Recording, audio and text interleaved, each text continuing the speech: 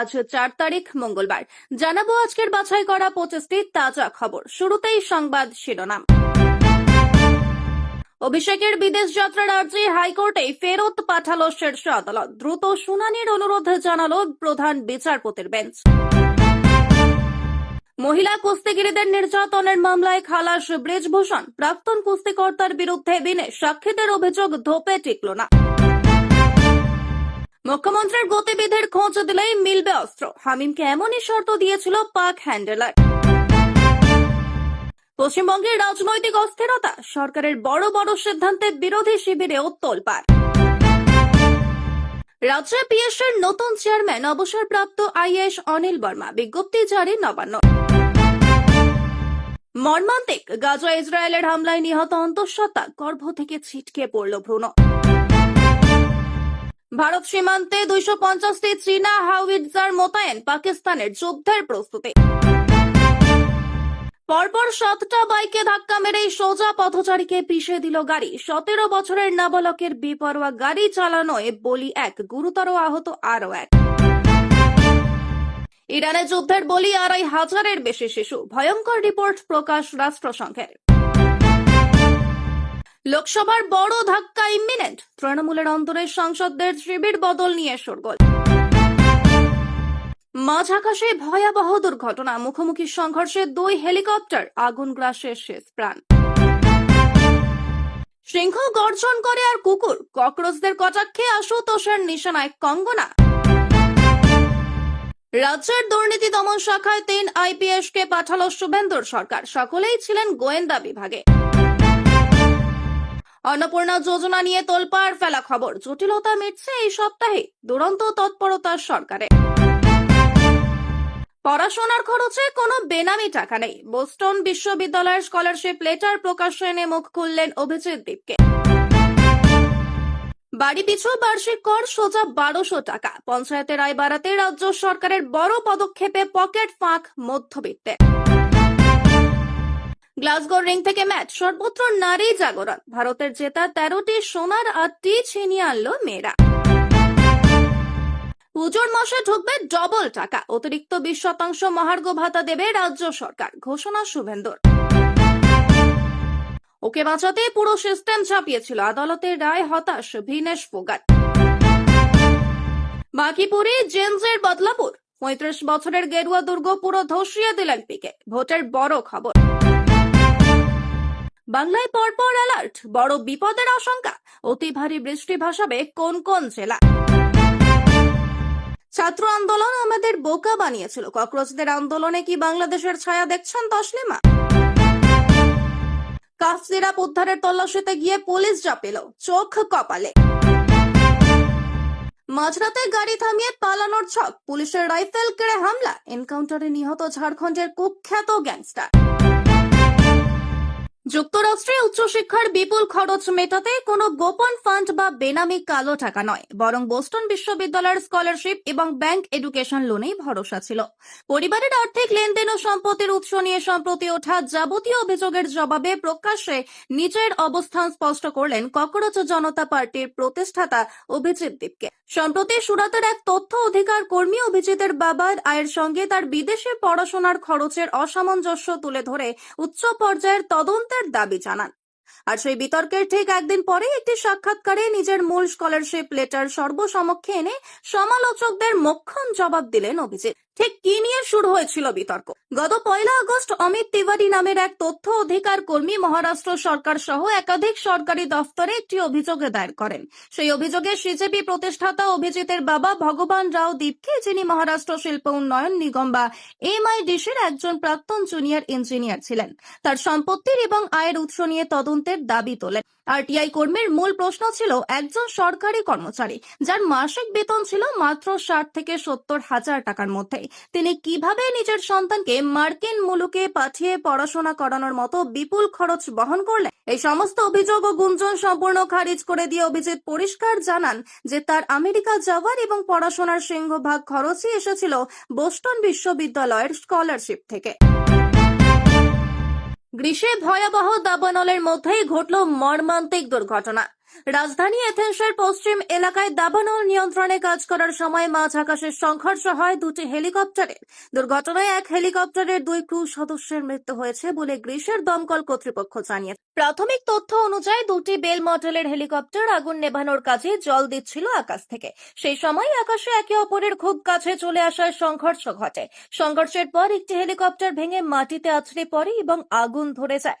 অন্য হেলিকপ্টারটির জরুরি অবতরণ করতে সক্ষম হয়। দমকল বিভাগের তরফে জানানো হয়েছে, মৃত 2 ব্যক্তি হলেন একটি হেলিকপ্টারের ক্রু সদস্য। অপর হেলিকপ্টারে থাকা 2 সদস্যকে জীবিত উদ্ধার করা হয়েছে এবং তাদের চিকিৎসার জন্য হাসপাতালে পাঠানো হয়েছে। দুর্ঘটনার সঠিক কারণ জানতে তদন্ত শুরু করেছে গ্রিস প্রশাসন। আপাতত নিরাপত্তার স্বার্থে সংশ্লিষ্ট বেল হেলিকপ্টারগুলির উড়ানো স্থগিত রাখা হয়েছে। এদিকে প্রবল গরম, দীর্ঘদিনের খরা এবং ঘন্টায় প্রায় 100 কিলোমিটার বেগের ঝোড়ো হাওয়ার কারণে গ্রিসের বিভিন্ন অঞ্চলে দাবানল দ্রুত ছড়িয়ে পড়েছে। আগুনে শতাধিক বাড়ি ক্ষতিগ্রস্ত হয়েছে এবং বহু এলাকা থেকে বাসিন্দাদের নিরাপদ স্থানে সরিয়ে নেওয়া হয়েছে। পরিস্থিতি মোকাবিলায় শত শত দমকল কর্মী, বিমান ও হেলিকপ্টার মোতায়েন করা হয়েছে। চিকিৎসার জন্য বিদেশে যেতে চান অভিষেক, তা নিয়ে হাইকোর্টে মামলা চলছে। কিন্তু হাইকোর্টের নির্দেশে সন্তুষ্ট না হয়ে সুপ্রিম কোর্টের দ্বারস্থ হন সাংসদ। তা নিয়ে সুপ্রিম কোর্টে গিয়েছিলেন সাংসদ। এবার তার আর্জি ফের হাইকোর্টে ফেরত পাঠিয়ে দিল সুপ্রিম কোর্ট। তবে মামলাটি যাতে দ্রুত শুনানির জন্য বিবেচনা করা হয় সেই অনুরোধও জানালো হাইকোর্টকে। চোখের চিকিৎসা করানোর জন্য বিদেশে যেতে চান ডায়মন্ড হারবারের সাংসদ। তা নিয়ে অভিষেকের আর্জি সোমবার ওঠে শীর্ষ আদালতে। তবে প্রধান বিচারপতি সূর্যকান্ত, বিচারপতি জয়মাল্য বাগচি এবং বিচারপতি ভি মোহনার বেঞ্চ মামলাটি আবার হাইকোর্টে ফেরত পাঠানোর সিদ্ধান্ত নেয়। অভিষেকের বিদেশ যাত্রা সংক্রান্ত মামলাটি হাইকোর্টে বিচারাধীন রয়েছে বিচারপতি সৌগত ভট্টাচার্যের এজলাসে। সেখানে গত 20 জুলাইয়ের শুনানিতে বিচারপতি জানতে চান, কলকাতার কোন চোখের হাসপাতাল থেকে অভিষেক পরামর্শ নিয়েছিলেন কিনা। তবে সাংসদের আইনজীবীর বক্তব্য, তার মক্কেলের আগে থেকেই আমেরিকায় চিকিৎসা চলছে। তবে তার বিদেশ যাত্রায় আপত্তি রয়েছে রাজ্যের। অভিষেকের বিরুদ্ধে যে একাধিক মামলা চলছে সে কথা তুলে ধরেন রাজ্য আইনজীবী। এই অবস্থায় তাকে বিদেশে যাওয়ার অনুমতি দিলে তদন্তের সমস্যা হবে বলে হাইকোর্টে সওয়াল করেন রাজ্যের আইনজীবী।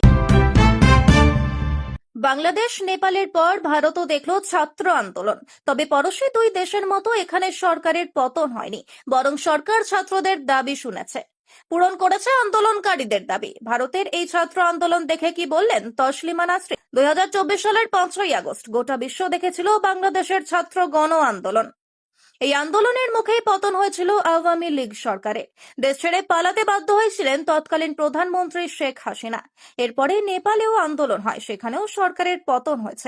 এর প্রভাবই কি পড়ল ভারতেও? দিল্লির যন্তর মন্তরে আন্দোলন নিয়ে তসলিমা নাসরিন বলেন, আমি এই আন্দোলন সম্পর্কে খুব একটা জানি না। ছোট ভিডিও ক্লিপ দেখে 2024-এ বাংলাদেশে যে ছাত্র আন্দোলন হয়েছিল ওটার মতোই মনে হয়েছে।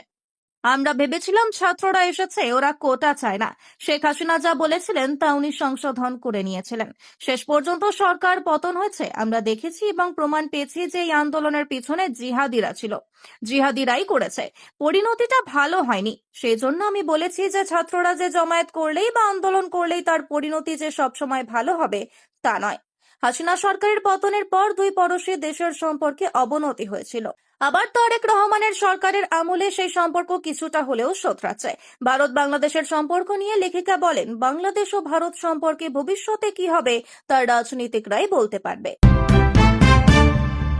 নিজ কেলেঙ্কারি ইস্যুতে আন্দোলনকারী তরুণ সমাজকে আবর্জনার প্রজন্ম বলে বিঁধেছেন কঙ্গনা। শুধু তাই নয়, ভারতীয় নারীদের খোঁচা এতটাই দুর্নীতিগ্রস্ত আর কুৎসিত যে গৃহিণী হওয়ারও যোগ্য নন। কঙ্গনার এই মন্তব্যে বেজায় চটেছে জেনজি। সাংসদ অভিনেত্রীর এহেন মানসিকতার বিরোধিতাও করেছেন সেলেব মহলের একাংশ। এবার জেনজি তথা তরুণ প্রজন্মকে আবর্জনা কটাক্ষে নিজের মত প্রকাশ করলেন বলিউডের বর্ষিয়ান অভিনেতা আশুতোষ রানা। বিতর্কে তার মন্তব্য ঘৃতা হুতির মতো কাজ করেছে তা বললে অত্যুক্তি হবে না। কি এমন বললেন, বড় পর্দার ভয়ঙ্কর এই খলনায়ক। পর্দার খলনায়ক হিসেবে যেমন জনপ্রিয়, তেমনি বাস্তবে তার বলিষ্ঠ ব্যক্তিত্ব, চিন্তাশীল মননের পরিচয় বারবার মুগ্ধ করে জনসাধারণকে। আশুতোষ রানার মার্জিত বক্তব্য তার চরিত্রের ইউএসপি।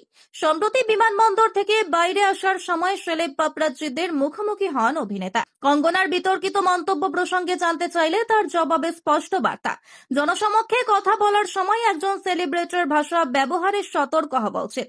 কঙ্গনার নাম না নিয়েই আশুতোষের বক্তব্য, আমার বিশ্বাস সিংহ গর্জন করে। হাতি ডাকে আর কুকুর ঘেউ ঘেউ করে। প্রতিটি প্রাণীকেই তার স্বর বা শব্দ দিয়েই চেনা যায়। উল্লেখ্য, সংসদের বাইরে সংবাদ মাধ্যমের সামনে জেনসি নিয়ে আপত্তিকর মন্তব্য করেছিলেন কঙ্গনা। ধৃত হামিম মণ্ডলকে জেরা করে একের পর এক চাঞ্চল্যকর তথ্য হাতে পাচ্ছেন তদন্তকারীরা। অস্ত্র আমদানির ছক থেকে শুরু করে পাকিস্তানি হ্যান্ডেলারদের সঙ্গে যোগাযোগ, এমনকি হানি ট্র্যাপের মাধ্যমে প্রভাবশালী ব্যক্তিদের টার্গেটের করার পরিকল্পনা, সব দিকই এখন খতিয়ে দেখছে রাজ্য পুলিশের স্পেশাল টাস্ক ফোর্স। তদন্তকারীদের দাবি, অস্ত্র আমদানির উদ্দেশ্যে হামিম মণ্ডলের যোগাযোগ করানো হয়েছিল পাঞ্জাব ও রাজস্থানের অন্তত 2 অস্ত্র কারবারির সঙ্গে। সূত্রের খবর, মুখ্যমন্ত্রী শুভেন্দু অধিকারীর গতিবিধি সংক্রান্ত তথ্য পাকিস্তানি হ্যান্ডেলার রানাকে পাঠানোর পর হামিমকে অস্ত্র সরবরাহের আশ্বাস দেওয়া হয়।